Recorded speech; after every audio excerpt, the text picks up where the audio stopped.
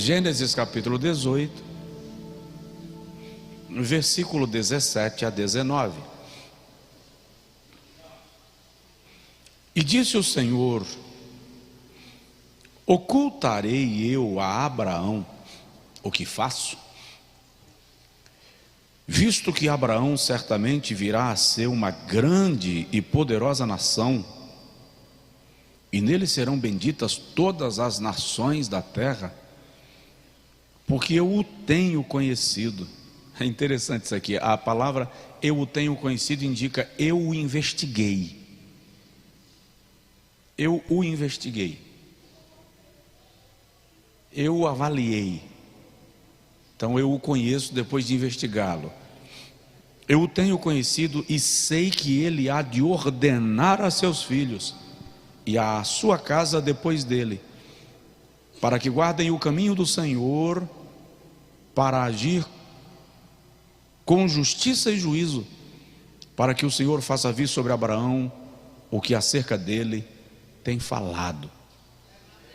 Diz amém. Vamos lá para o segundo livro das Crônicas, por favor. Segundo livro das Crônicas, antes dos Salmos, tá? Antes de Jó, antes de Esdras, antes de Neemias, antes de Esther. Segundo livro das Crônicas, capítulo 20.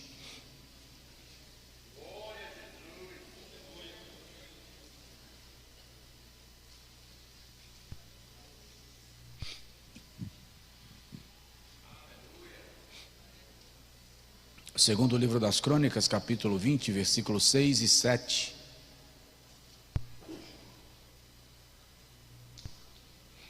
E disse: ah, Senhor Deus de nossos pais, porventura não és tu Deus nos céus? Não és tu que dominas sobre todos os reinos das nações? Na tua mão há força e poder, e não há quem te possa resistir. Porventura, ó nosso Deus, não lançaste fora os moradores desta terra de diante do teu povo Israel, e não adeste para sempre à descendência de Abraão, teu amigo? Eu quero pegar isso aqui, Abraão, teu amigo. Diga comigo: Senhor, fala comigo e me faz saber quem eu sou. Senta um pouquinho, por favor. Eu estou, irmãos, há 8 semanas, hoje é a 9ª, falando sobre você se conhece. Na primeira semana falamos sobre assumindo o controle. Como desenvolver recursos emocionais que fazem você assumir o controle das suas emoções. Na segunda semana eu falei sobre potencialize as suas emoções. Como usar as tuas emoções em teu favor. Depois nós começamos a falar sobre os temperamentos, e aí eu comecei falando de Pedro, de temperamento sanguíneo. Essas mensagens estão gravadas e arquivadas lá no canal do YouTube. Você pode assistir todas elas e acredite, vão lhe ajudar. Conhecer você, conhecer sua esposa, conhecer seu marido, seus filhos, seu sócio, seus funcionários, e assim por diante. E aí ficamos 3 semanas falando sobre Pedro e as características, os traços positivos e negativos do temperamento sanguíneo na figura de Pedro, e o Pedro transformado pelo poder do Espírito Santo. Não muda o temperamento, o que acontece é que Deus assume o controle do indivíduo e direciona todos os traços para a glória do seu nome. Depois nós ficamos 3 semanas falando sobre o melancólico Moisés. Olhei no espelho e vi Moisés na minha casa. Ou seja, é possível que eu seja um Moisés, que eu tenha temperamentos parecidos, as mesmas fragilidades, vulnerabilidades e virtudes. Hoje eu quero começar falando um pouquinho sobre o temperamento fleumático. E gostaria que você se reconhecesse se você é um. No primeiro texto que eu li, e por que eu li esse texto?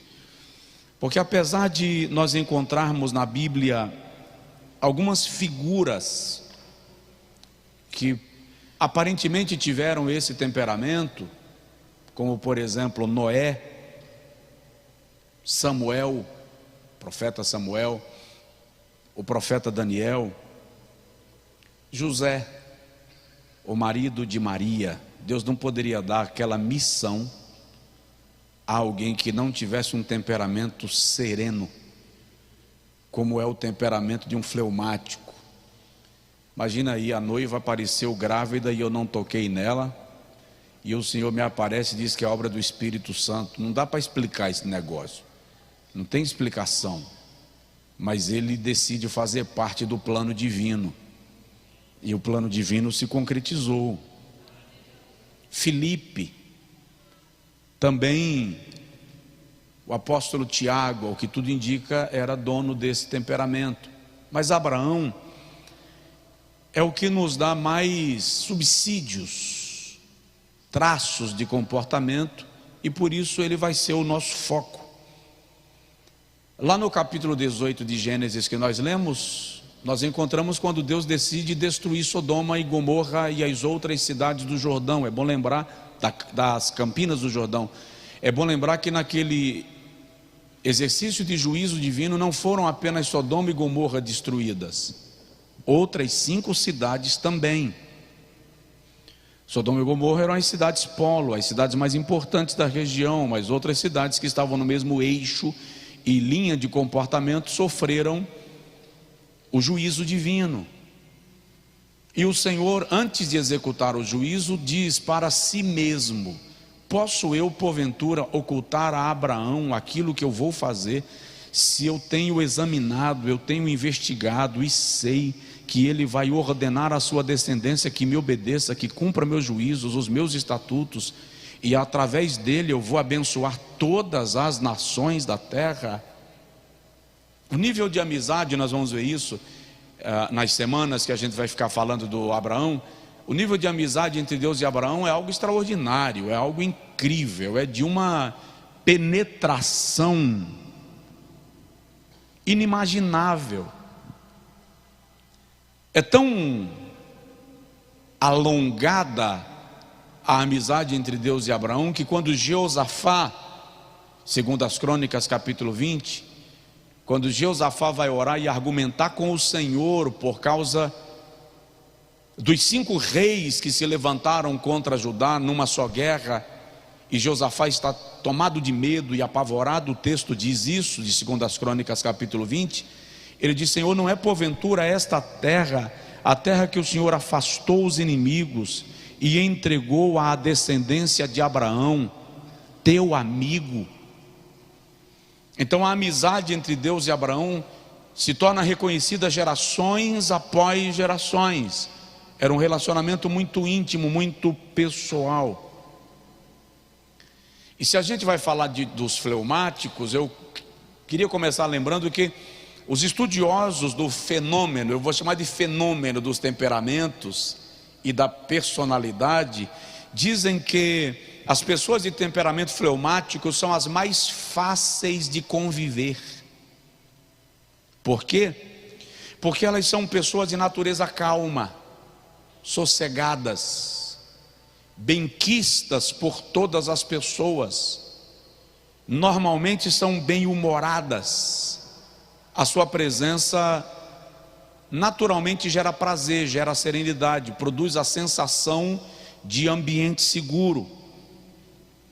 Os fleumáticos são chamados normalmente de senhor simpatia. Incrivelmente, uma pessoa fleumática, mesmo antes de se converter pelo poder do Evangelho, se mostra mais controlada e mais serena do que muitos que já se converteram, mas que são sanguíneos, coléricos. Porque o sanguíneo, o colérico se converte, mas se não vigiar, de vez em quando destrambelha, quer quebrar a cerca de arame farpado nos peitos.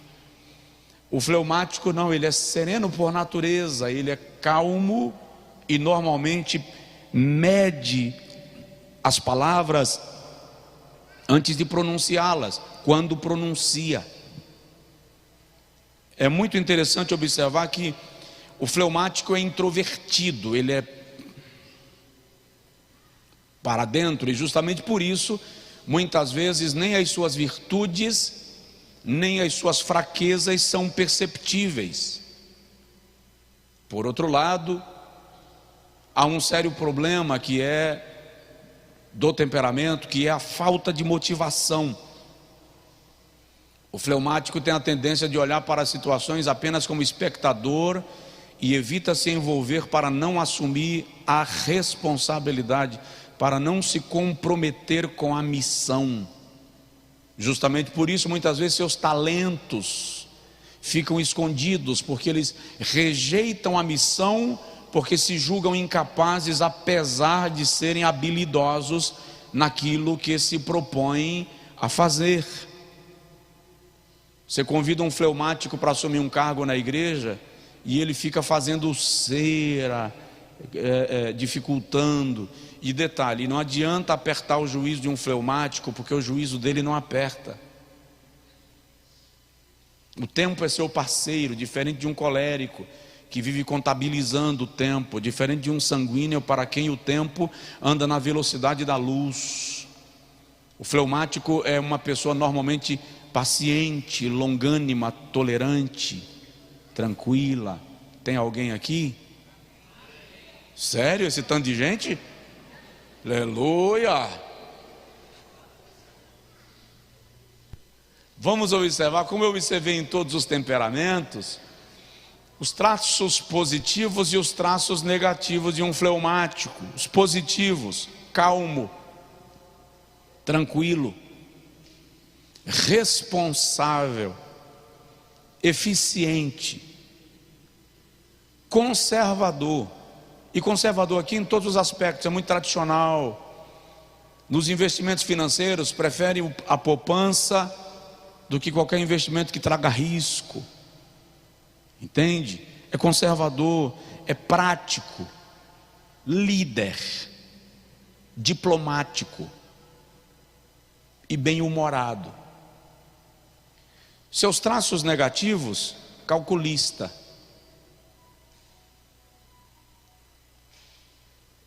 O fleumático vai comprar pão, pergunta quantos gramas tem esse pão. 100 gramas, põe na balança, para eu ver se tem 100 gramas mesmo. Exagerando.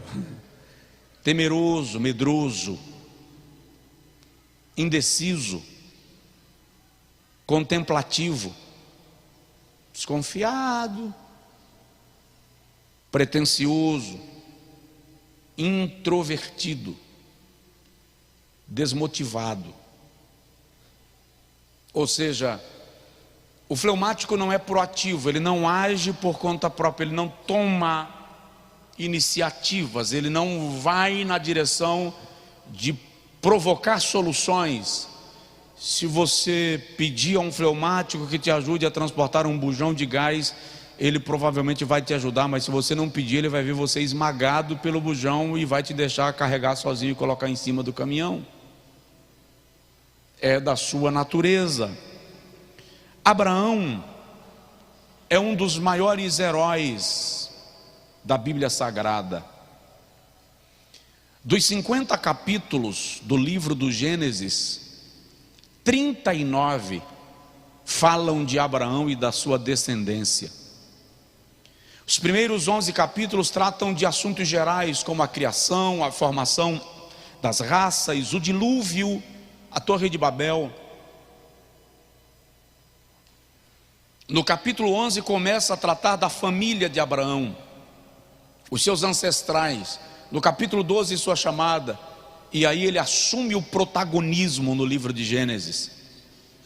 No Novo Testamento ele é citado por cerca de 70 vezes, sempre como uma referência de um homem de fé.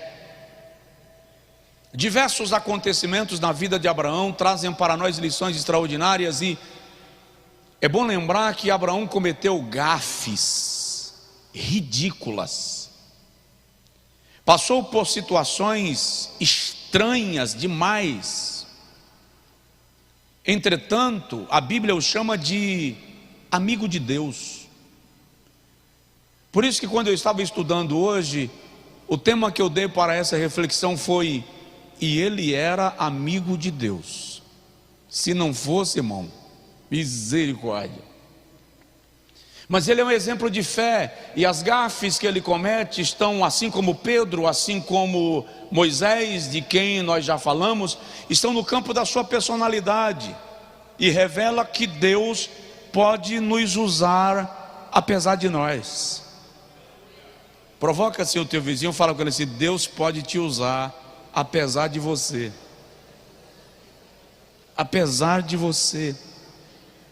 E é interessante que, deixa eu falar um pouquinho desse assunto que é mais técnico, e aí a gente vai entrar na vida de Abraão e vamos tratar da vida alheia aqui, porque nós vamos tratar da vida de Abraão e nos encontrarmos nos seus traços de comportamento. Os estudiosos dizem, e são estudos recentes, que o fleumático se subdivide em 3 tipos de temperamento, e eles denominam de temperamento vapor, temperamento água e temperamento gelo. São fleumáticos, mas podem ter comportamentos e reações diferentes. Eu comecei a descobrir algumas pessoas da minha família, filhos, sobrinhos, à medida que eu estou estudando isso aqui. Por exemplo, o fleumático vapor tem dificuldade de expressar o que deseja e o que está sentindo.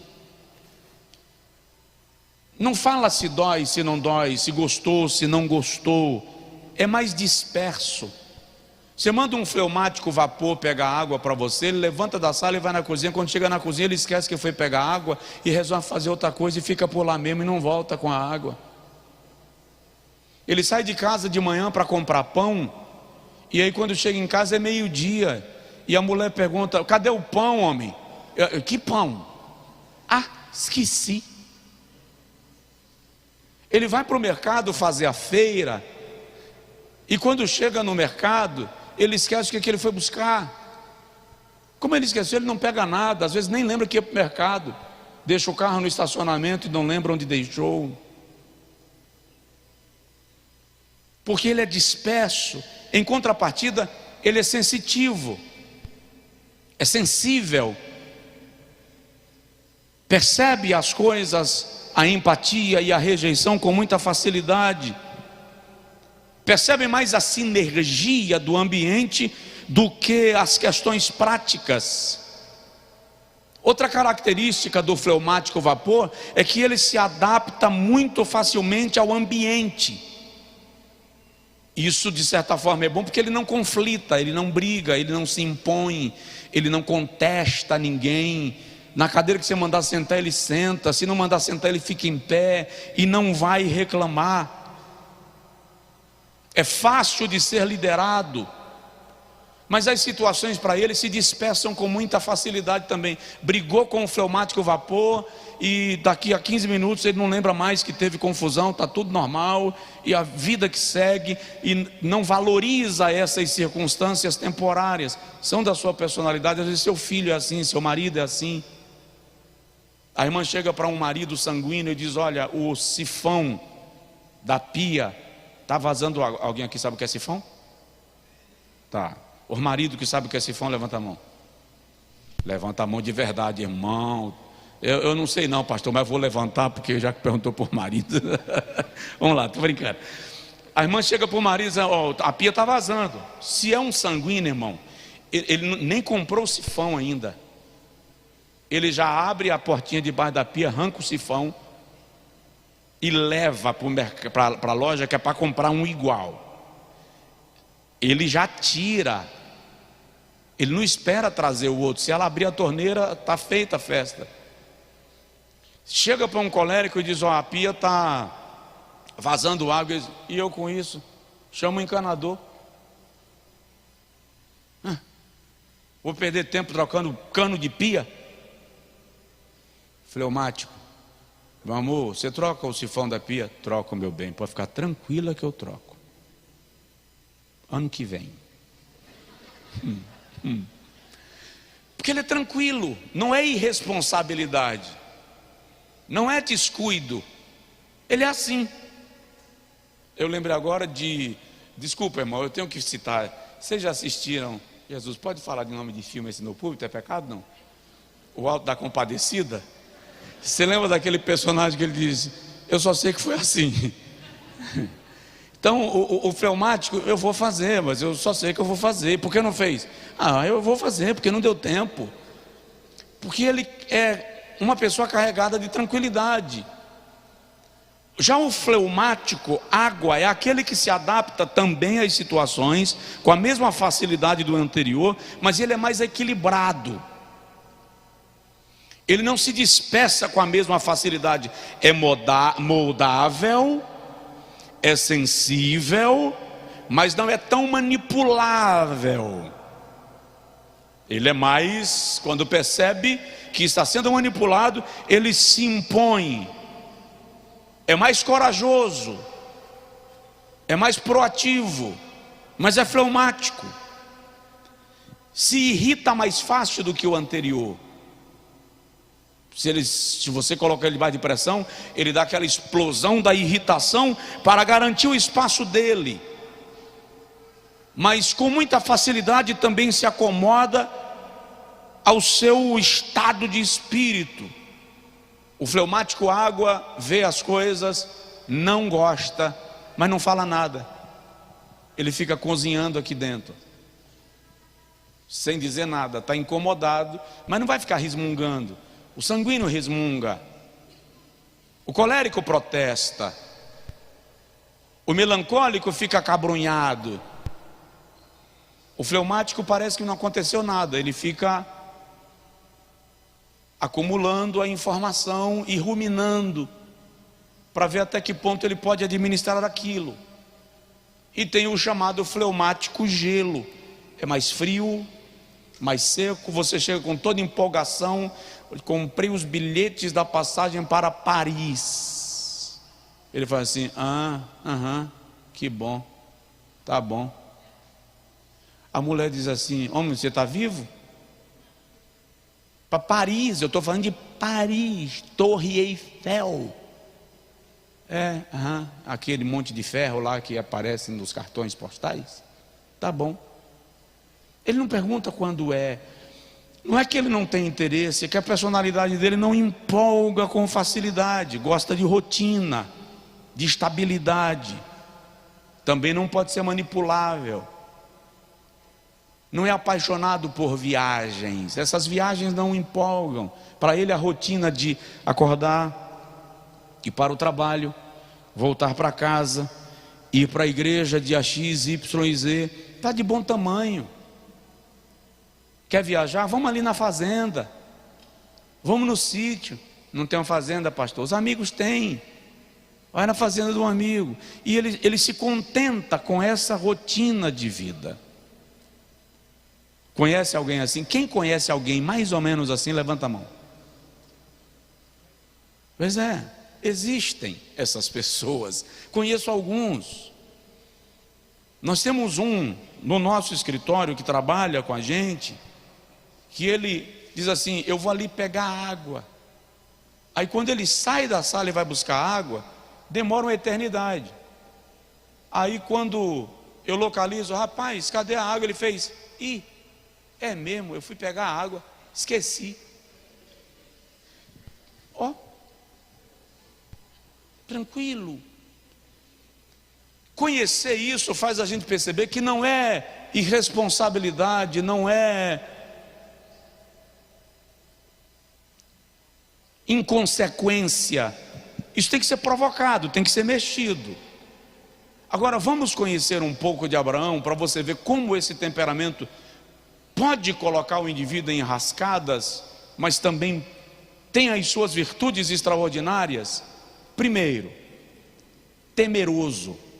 Eu vou usar um termo mais escrachado: medroso. É um traço dessa personalidade. A hesitação, a indecisão e o medo são naturais desse temperamento, e são vistos em Abraão, por exemplo, já em Gênesis 12, quando Deus diz assim: sai-te da tua terra, da casa do teu pai, do meio da tua parentela, para a terra que eu haverei de te mostrar. O fleumático não se arrisca a fazer uma viagem para um lugar que ele não conhece sozinho. Ele quer estar acompanhado, ainda que acompanhado de uma pessoa que não conheça também, mas alguém que ofereça a ele algum nível de segurança, que no momento da incerteza e da indefinição sirva de referência para ele. Abraão sai e leva Ló, porque para ele ir sozinho é impensável. Ele precisa de alguém que sirva de referência de estabilidade e de segurança. E o fato de Abraão ter levado Ló resultou em problemas intermináveis na vida dele. Já no capítulo 13, os problemas começaram. O fleumático gosta de rotina, de estabilidade, gosta de garantias. Ele não é o típico empreendedor que se arrisca em negócios com a probabilidade de dar certo e de dar errado. Ele prefere a garantia de cumprir o horário e saber que está tudo bonitinho e tudo quadradinho. E esse detalhe, essa necessidade de Abraão de garantias, de rotina e de estabilidade, afastou ele da vontade de Deus. Já no versículo 10 de Gênesis 12, a Bíblia diz que houve fome no Egito, houve fome na terra onde Abraão estava. E quando houve fome na terra, Abraão, Gênesis 12, 10, desceu para o Egito a fim de peregrinar ali. Se o irmão ler o capítulo 12, versículo de número 7 e 8, Abraão chegou em Betel, edificou uma tenda, sua moradia, edificou um altar, lugar de adoração, e ali se estabeleceu. Olha para cá, ele tinha base, ele tinha estabilidade. Mas como houve fome na região, ele partiu para uma terra desconhecida para peregrinar, aventurar no Egito, porque a ameaça de fome, vem uma crise aí, é o suficiente para desestabilizar Abraão. E incrivelmente, ele de fato sai do plano central de Deus e vai para o Egito. Qual é a consequência disso? É só o irmão observar que o Egito é o único lugar onde Abraão habitou e ele não edificou um altar. E muito provavelmente porque teve medo, visto que o Egito não conhecia o Deus a quem Abraão servia. Então ele resolveu ser crente como alguns. Só no meu coração, ninguém precisa saber da minha fé, Deus sabe. E é exatamente no Egito que posteriormente a descendência de Abraão se torna escrava. Tem alguém aí? Preste atenção, no lugar onde você não adora, Satanás vai criar mecanismo para te oprimir. Na área da tua vida onde não existe altar, Satanás vai querer te oprimir. No Egito, Abraão, com a sua cautela carregada de medo, comete um erro gravíssimo. E o detalhe, ele ofende a alma de Sara de uma forma tão profunda que aquilo desencadeia uma série de crises posteriormente. É só a gente ler o capítulo 12, versículo 12, que ele olha para Sara e diz assim: vamos fazer um negócio? Vou te jogar para os cães, para que eu fique vivo. Se sacrifica e me protege. Você é muito bonita. Os homens do Egito te quererão, e por tua causa me matarão. Então, quando te perguntares, não digas que és minha mulher, diga que és minha irmã. Se sacrifica para que eu permaneça protegido. Se joga na cova dos leões e eu fico aqui de fora. E ele fez exatamente isso.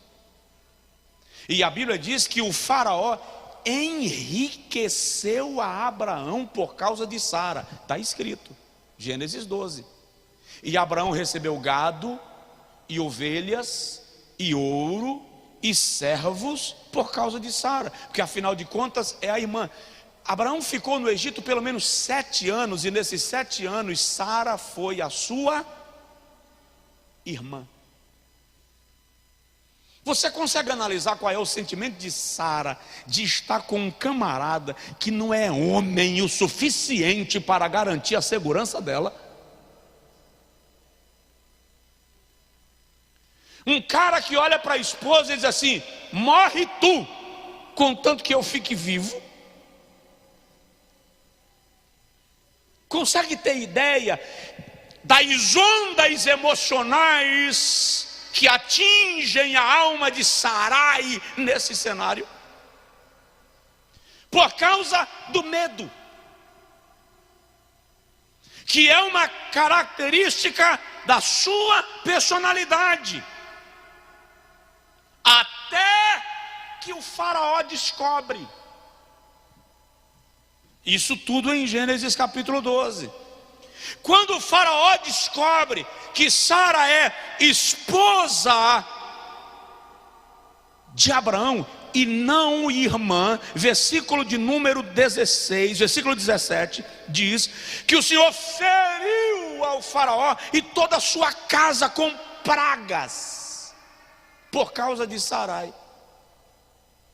E o faraó, diz a tradução, vai consultar os seus sábios para descobrir por que a praga. E os sábios então revelam para faraó: ela não é irmã dele, é esposa. Faraó chama Abraão e diz: que é isso que você fez? Viesses trazer praga para mim por causa da tua mentira? Isso está no versículo 18. O que me fizestes? Porque me disseste que ela era a tua irmã e não me disseste que ela era a tua mulher? Aí Abraão responde: porque eu tive medo de que vocês me tirariam a vida. E o faraó expulsa Abraão do Egito. Foi escorraçado do Egito por causa da sua covardia, por causa do seu medo. Você está conseguindo compreender, sim ou não? Então, é um traço dessa personalidade, esse temor, esse medo, essa covardia, esse pavor, que por pouco não coloca a vida do próprio Abraão em risco. E quer saber? Olha para mim. Ele repetiu a mesma coisa. Quando ele chega em Gerar, Gênesis 20. Quando ele chega em Gerar, ele olha para Sara de novo e diz assim: você é muito linda. Agora, olha bem para mim. Sara tem 70 anos. Agora no capítulo 20 ela é uma mulher de 70 anos. O que é que está acontecendo? O que está tornando Sara tão bonita com 70 anos? Porque Abraão está com uma coroa de 70 anos e está com medo de Abimeleque desejá-la. te digo já. Ele de novo repete a burrice e diz assim: Sara, o povo de Gerar vai se apaixonar por você e vão me matar por tua causa. De novo, se joga na cova dos leões, se lança e me protege. E Sara aceita. E Abimeleque vai e toma Sara para ser sua mulher. Só que Abimeleque olha para Sara e diz assim: ó, vai descansar, porque a noite promete. Eu vou tomar banho, vou dormir, e mais tarde a gente se encontra na minha recâmara. Quando Abimeleque vai dormir e descansar, Jeová, no capítulo 12, Deus não aparece para falar com Faraó. Faraó descobre. No capítulo 20, Deus aparece e diz para Abimeleque: não toque nela, porque ela tem marido, e o marido é profeta. Se você tocar nela, eu mato você e todos os homens do seu reino. Por que Deus interferiu agora? Por que Sara com 70 anos é tão bela que Abimeleque, um rei, se interessa? Porque agora a promessa está crescendo no útero. Abraão não sabia, Sara também não, porque o costume das mulheres já havia cessado. Então, para Sara estar grávida e não estar grávida não alterava o funcionamento do seu ciclo menstrual. Então ela não sabe, mas Jeová sabe que no ventre de Sara já existe promessa crescendo. E Jeová está dizendo assim: ninguém toca na minha promessa, ainda quando aquele que deve protegê-la comete um vacilo desse. E Jeová entra para guardar a promessa.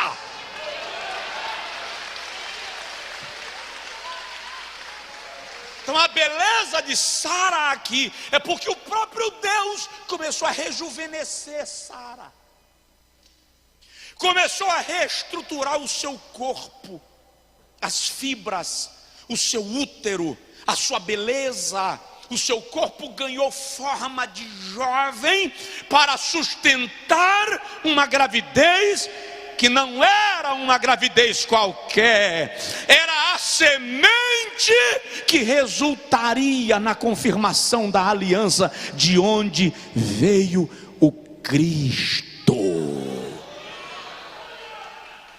Jeová está dizendo, a promessa está aqui. O Messias está vindo a partir dessa semente. Ninguém vai contaminar isso, porque agora não é o plano de Abraão. No capítulo 12 de Gênesis, o plano era de Abraão, mas no capítulo 20 o plano de Abraão já está fora de cena. E agora o plano é meu, e sou eu agora quem faço acontecer o que eu quero, e ninguém vai macular o meu plano. Mas por pouco a covardia de Abraão não compromete. Você entendeu?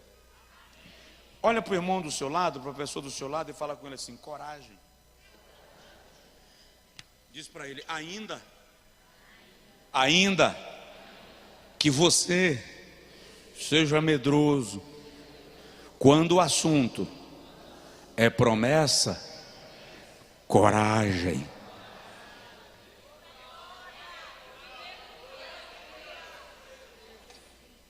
Tem que terminar, né, irmão?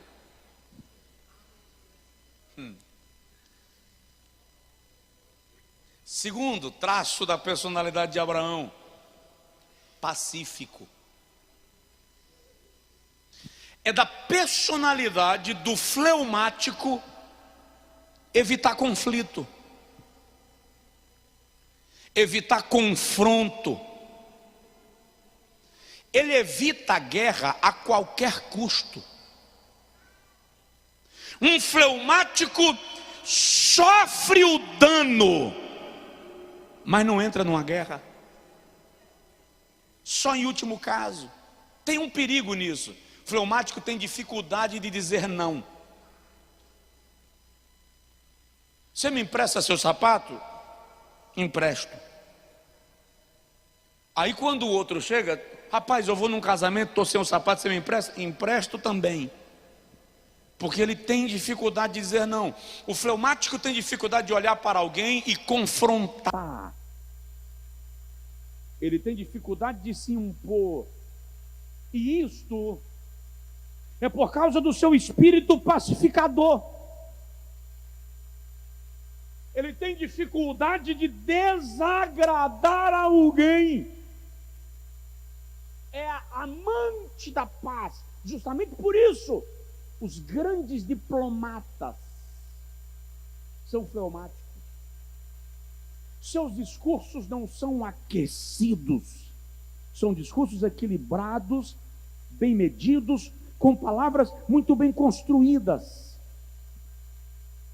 Demonstram muita serenidade e calma, até quando estão sob pressão. Quer ver um exemplo? Ló está debaixo da sombra de Abraão. A prosperidade de Ló não é por causa de Ló, é por causa de Abraão. No capítulo 13 de Gênesis, a Bíblia diz que os pastores de Abraão e Ló começaram a contender. Ei, irmão, por todas as regras, pela cultura, pela aliança, pela idade, pela hierarquia, Abraão poderia chegar para Ló e dizer: não dá certo a gente ficar junto. Vamos fazer o seguinte: eu vou para tal lugar e você te vira e vai para onde você quiser. Abraão podia, inclusive, e o código de Hammurabi dava a ele essa autoridade, dizer: Ló, não vamos ficar aqui brigando não, quer saber de uma coisa? Isso tudo que você adquiriu vai ser absolvido pelo meu patrimônio e passa a ser meu, e você vai trabalhar para mim. Ele poderia fazer isso. E quer saber? Um colérico teria feito. Ô Ló, vai caçar o que fazer. Tu está aqui porque eu resolvi te trazer para minha casa. É besta? Vai ficar me dando dor de cabeça? É o que um colérico faria. O fleumático Abraão chega para Ló e diz assim: filhão, não é bom que contendamos. Escolhe para onde você quer ir.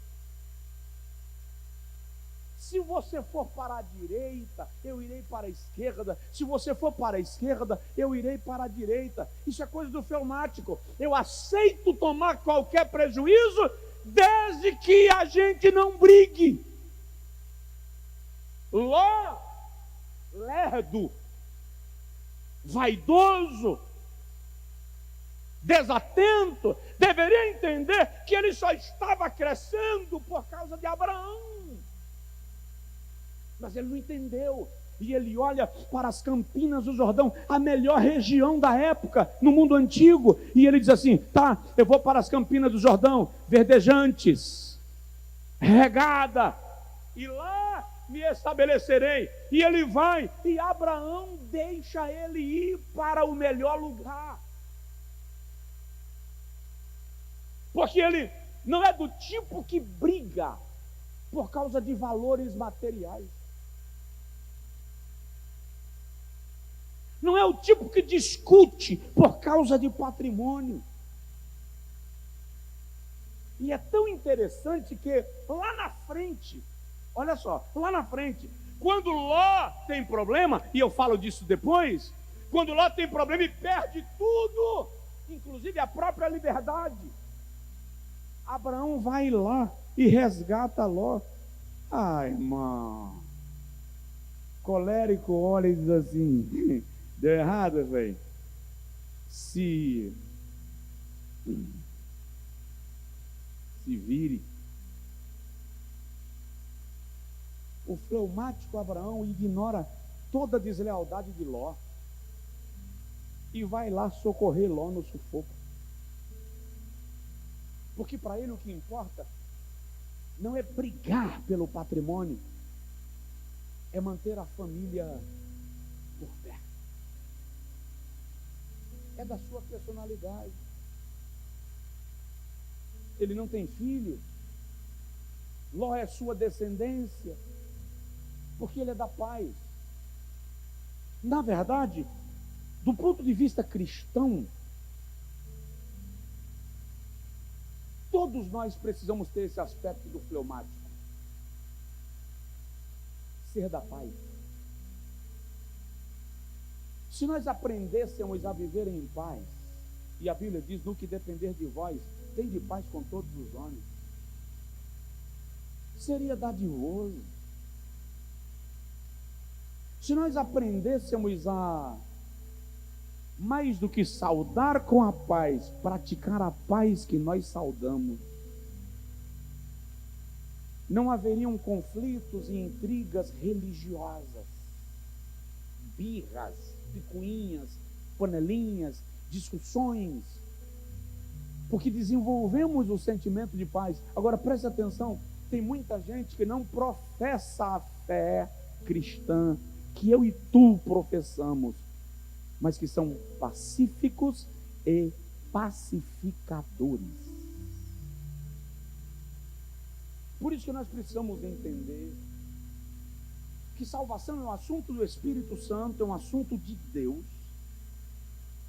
e a gente compreender que há pessoas na igreja salvas, que conhecem o Evangelho, mas que precisam passar por um processo de transformação para que sejam pacificadores e pacíficos. Porque no mundo existem pessoas mais pacíficas do que alguns chamados crentes cheios do Espírito Santo. Tem alguém aí que possa dizer amém? Precisamos desenvolver esse espírito que Abraão esboça. Eu não vou avançar para o terceiro e quarto item. Eu vou parar aqui. Terça-feira a gente vai. Senão a gente vai para 9h40 e eu não quero. Nós precisamos vencer o medo, que é típico da natureza fleumática, típico de Abraão. Porque o medo nos encurrala, o medo nos trai, o medo desafia o nosso posicionamento, tira de nós a capacidade de fazer aquilo que Deus já garantiu, que é nosso. Deixa eu entrar mais um pouco, além de temperamento, formação. Precisamos aprender a não trabalhar o medo como mecanismo de educação sobre os nossos filhos, sobre a esposa, sobre o marido. Precisamos largar mão de usar o medo como mecanismo de opressão sobre o colaborador, o sócio, o amigo. Porque o medo é uma arma injusta que explora a fragilidade do outro. Uma certa feita eu saí andando aqui nessa lateral, porque de vez em quando eu vou lá no fundo ver como está o som. E quando eu ia passando ali, tinha uma menininha, e ela estava traquinando na hora do culto. E a mãe, quando eu vinha me aproximando, a mãe falou assim: olha o pastor aí, ó, ele vai lhe pegar. E a coitada da menina se recolheu no colo da mãe, murchinha. E eu ajoelhei perto dela e falei: vem cá, princesa, vem. O pastor não pega, quem pega é a mãe. O pastor ama, abraça, faz carinho. E eu olhei para mim e falei assim: a senhora está ensinando sua filha a ter medo do pastor. Que referência ela vai ter daquele que cuida da alma dela? Polícia passa e você diz para o seu filho: fica quieto, senão a polícia vai te pegar. Não use mecanismos de medo como instrumentos de educação. A religião, ao longo da história, usou o medo como mecanismo de controle sobre os seus adeptos. O castigo, as doenças, as crises financeiras, até o inferno foi usado como mecanismo de controle. Deus não quer a nossa obediência motivada pelo medo. Deus quer a nossa obediência motivada pelo amor. Vença o medo. Vença. Supere. Não saia do plano de Deus porque você entrou numa crise. A fome em Betel é temporária. A escravidão no Egito pode durar mais.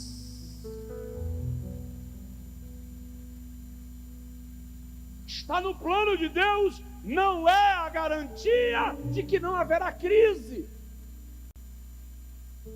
Mas no plano de Deus as crises serão solucionadas por Ele mesmo.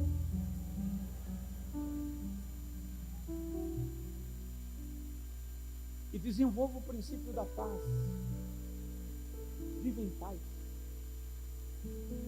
No que depender de vós, tende paz com todos os homens. Lembro do dia que um conselheiro perguntou a um casal: vocês querem ter razão ou querem ter paz? Porque se você ficar brigando pela razão que você tem, pode ser que você ganhe a razão, mas não tenha paz. E eu não sei se é porque eu estou ficando velho. Mas quer saber? Quero paz. Precisamos viver a paz, pregar a paz, praticar a paz, semear a paz. Abraão é um pacificador. Às vezes você está brigando por coisas que no final das contas você ganha só pelo capricho, mas não valeu a pena. Comece a medir as coisas. Comece a se perguntar se a decisão que você pretende tomar te trará paz, ou se ela vai apenas massagear o teu ego, responder ao teu capricho. Se não te traz paz, Paulo diz que a paz de Deus é o aio, é a garantia, é o penhor. Pastor, eu estou indo de casa em casa, de profeta em profeta, de vaso em vaso, perguntando se tal coisa é da vontade de Deus. Ei, olha para você e se pergunta: tenho paz em fazer isto? Porque o maior testemunho da direção de Deus para uma decisão é paz. Se você não tem paz, aguarda. É possível que seja essa a decisão, mas não seja para agora. Busque a paz e siga. Fica de pé, por favor.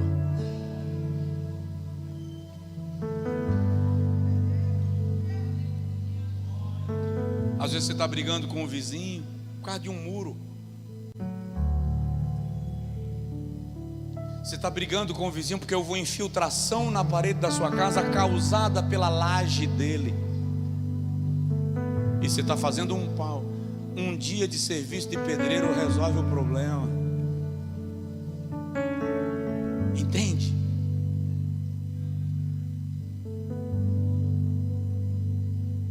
Você está brigando com o teu sócio por causa de algo que representa a menor parte da porção. Brigando com o ex-marido por causa da bicicleta. Brigando com a ex-mulher por causa do anel.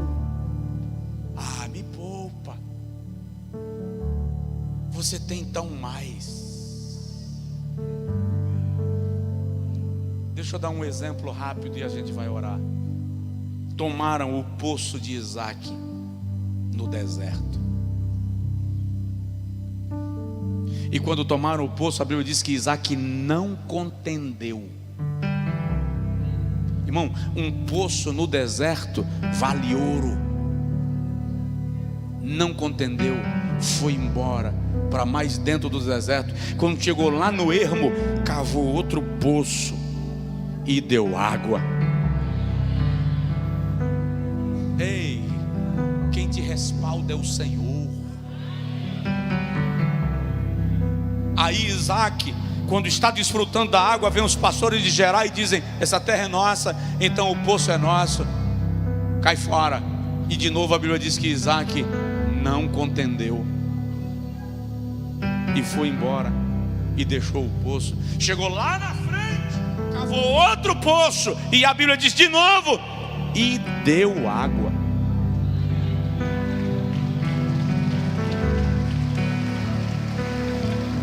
Os pastores de Gerar falaram: os caras estavam a fim de briga mesmo, foram atrás dele no terceiro poço.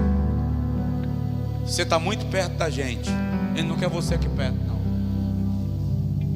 Irmão, não faça. Não quer? Não quer. Sai. Não faça ninguém. Foi embora. Chegou lá no nada, cavou outro poço. E quando ele cavou outro poço, sabe o que aconteceu? Diga comigo. E não deu água. Agora não deu. E a Bíblia diz que todos os dias os servos de Isaac chegavam para ele e diziam assim: Senhor, não encontramos água. Senhor, não encontramos água. Sabe o que Isaac fez? O cara que tomou o primeiro poço dele, Abimeleque, ele mandou chamar Abimeleque. E Abimeleque veio a ele, e ele fez um banquete para Abimeleque. O cara roubou meu poço, mas eu vou fazer um churrasco para você. Fez um banquete para Abimeleque e serviu Abimeleque. Era a lei da hospitalidade, quem servia era o anfitrião. Quando ele serviu Abimeleque, a Bíblia diz que ele deu presentes para Abimeleque. O cara roubou meu poço, eu dou presente para ele. Deu presentes a Abimeleque. E depois que deu presentes a Abimeleque, a Bíblia diz que ele estendeu a mão e abençoou Abimeleque em nome do Deus do seu pai Abraão. E depois que abençoou, despediu. Diga comigo: mandou chamar, fez banquete, deu presentes, abençoou e liberou.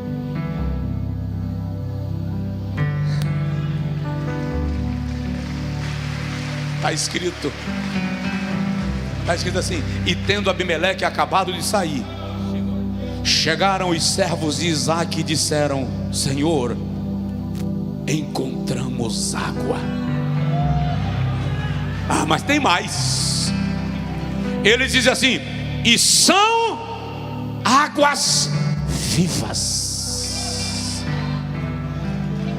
Quer saber o que é água viva ali? A nascente de um rio. Sabe qual é a resposta que Deus está dando? Isaac, roubaram teu primeiro poço, roubaram teu segundo poço, roubaram teu terceiro poço, mas agora eu vou te dar um rio, que eu quero ver quem é que rouba rio.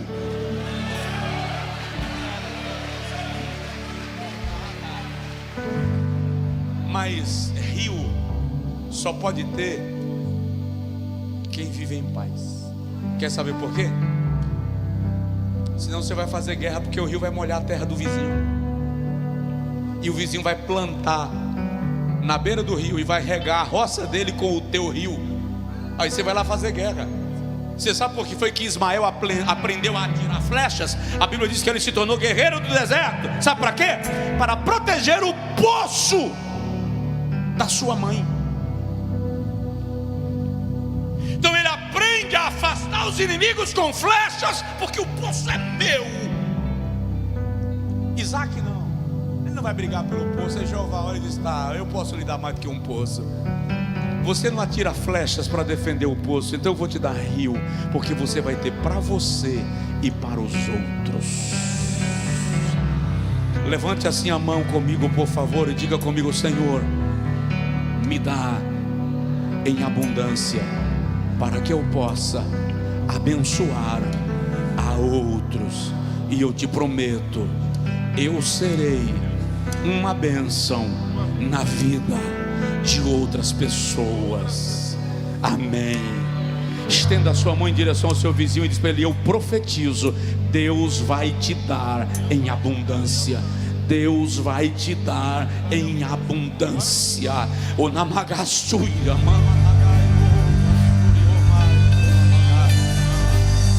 estenda a sua mão em direção à sua loja, à sua casa, ao seu emprego. Eu recebi ordem de Deus para abençoar o seu negócio agora. A palavra trouxe-me a autorização do Espírito Santo para declarar de maneira profética unção de crescimento e de expansão sobre a tua casa e sobre os teus negócios.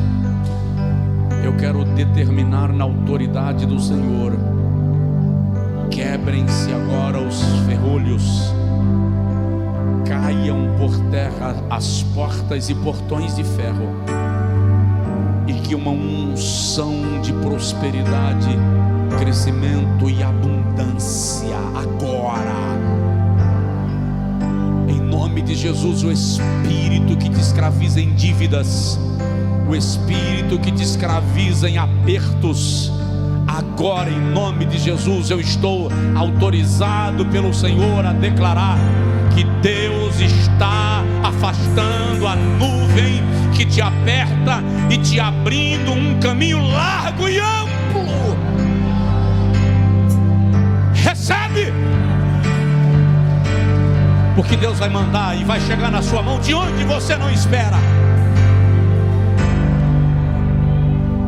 Em nome de Jesus, em nome de Jesus. A igreja está aniversariando, completando 12 anos, e Deus libera sobre você um presente de vitória, coroando a sua vida, coroando a sua história, coroando aquilo que você faz, coroando a sua trajetória, honrando a tua fé. Recebe na autoridade de Jesus Cristo o milagre da expansão. Rios estão brotando no deserto para a sua vida, em nome de Jesus.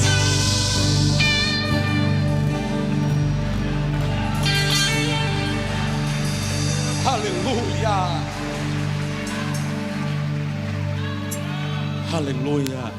Senta um pouquinho, em nome do Senhor.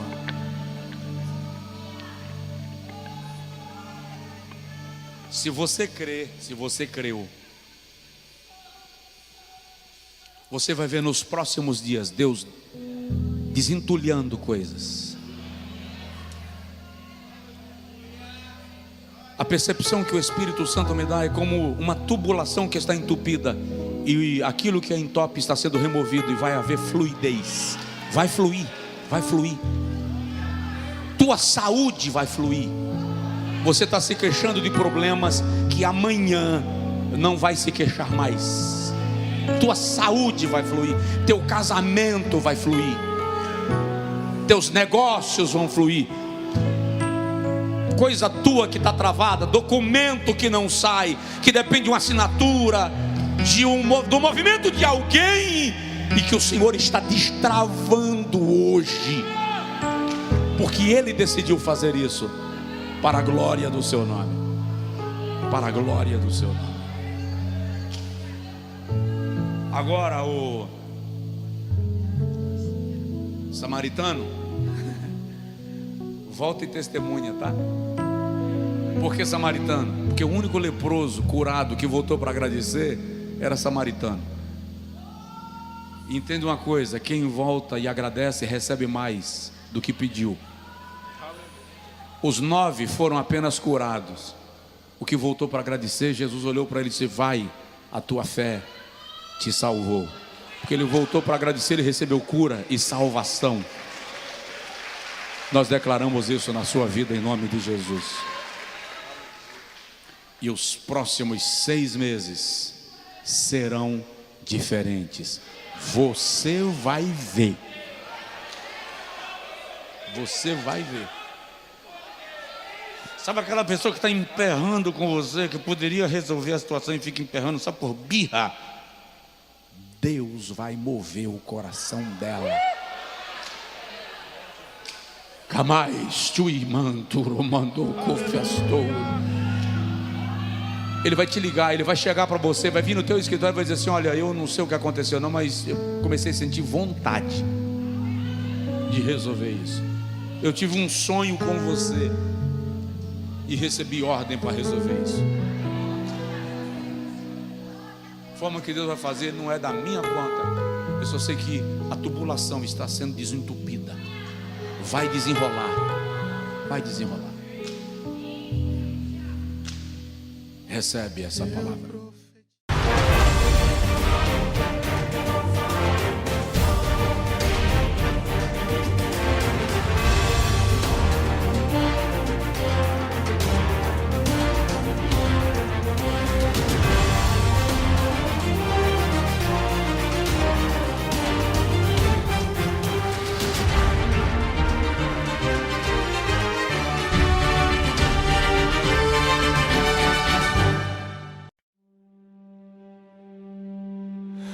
I kept the fragments of our vow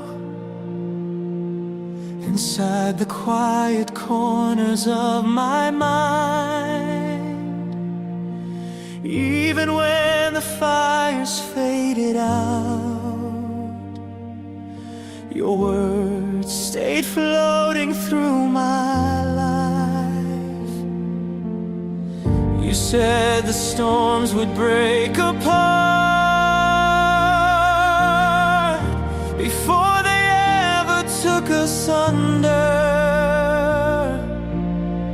But time rewrote the beating heart and left me holding broken thunder. I tried to outrun what you left behind, but the truth keeps pulling me back in line. It's the gravity of your promises. They pull me like a falling star. Even after every tear and distance, your echoes know just where we are. I keep moving yet I'm orbiting the memories I can't dismiss. I'm still caught inside your universe and the gravity of your promises.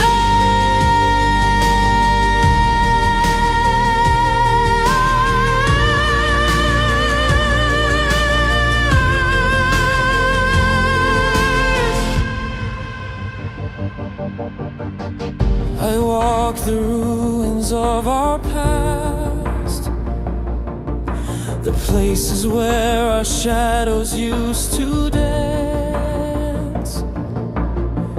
Your voice is buried in the cracks, a quiet ghost I never meant to chance.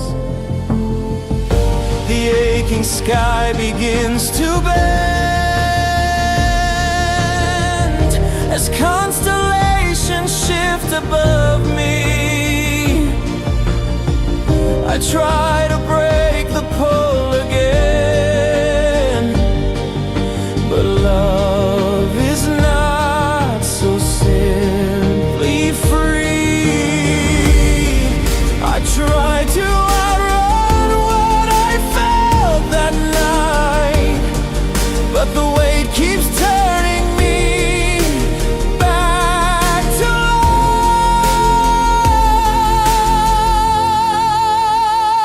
light. It's the gravity of your promises. They pull me like a falling star.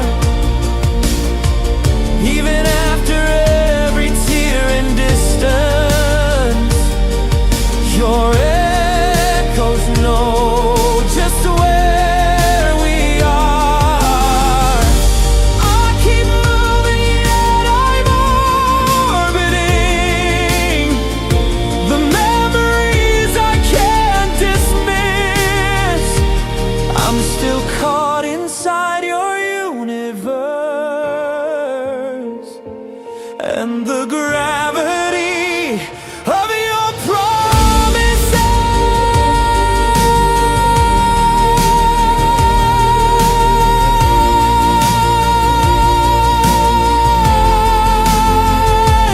Maybe some truths were meant to stay beneath the bones of yesterday. Maybe some love is built to last, even when everything has passed. If I could let go, I would try, but the pull is stronger than goodbye.